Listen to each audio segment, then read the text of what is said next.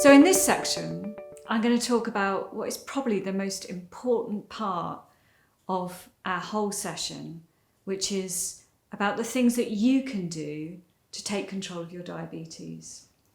And I'm referring there to those three things that we talked about in the triangle, the ABCs, your HbA1c, keeping that as close to 48 as possible, your cholesterol, keeping that as close to 4 as possible, and your blood pressure. And we're thinking there about our target of 140/80 or 130/80 if you have certain background complications. So we want to really simplify this for you, and it really helps to think in terms of 4 themes. A couple of them you probably can guess already, and that's food and activity. Food, we have our specialist dietitian who will be talking about that in detail in another section. Activity, the NICE guidelines refer to 30 minutes, 5 days a week, of which 10 minutes should be brisk. And I'd like you to think in terms of activity rather than exercise. There's some really interesting research that's just come out about older people living longer. And one of the things that they do is they keep active. They don't necessarily get their Lycra on, go to the gym. Though, of course, if you want to do that, that's fantastic. But they just keep walking, keep moving, go shopping, do gardening, really simple things.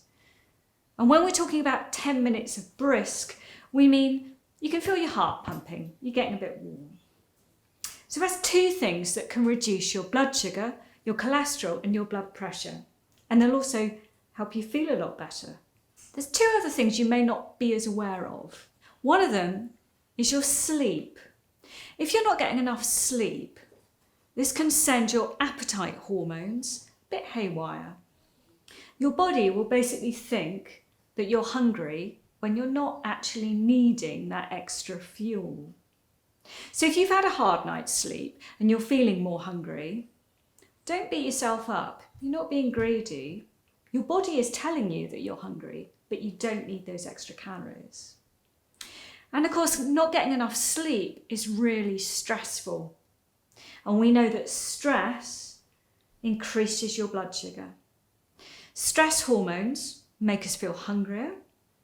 We often eat to cope with our stress. And those stress hormones also stop our insulin from working properly. So when I'm getting you to think about the things you can do in your life to bring those 3 targets down, it's not just a message about eating lettuce and going for a run. It's broader than that.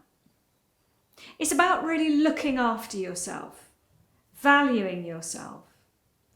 The time that you take out to relax, to get enough rest, is just as important as the time you take to look at your diet and get more active. Now, you probably knew some of this already. The problem is actually doing it. There's a couple of things going on there. Our brains have evolved to want fat and sugar because when we evolved, it was really useful to be able to eat if the food was available, as you might not know when the next one is going to come. So there's lots of valid reasons why it's really difficult to do the things that we know we're meant to do and that are going to make us feel better. And in the next section, we're going to come up with some of our own that we struggle with. See if you can recognise which ones apply to your life.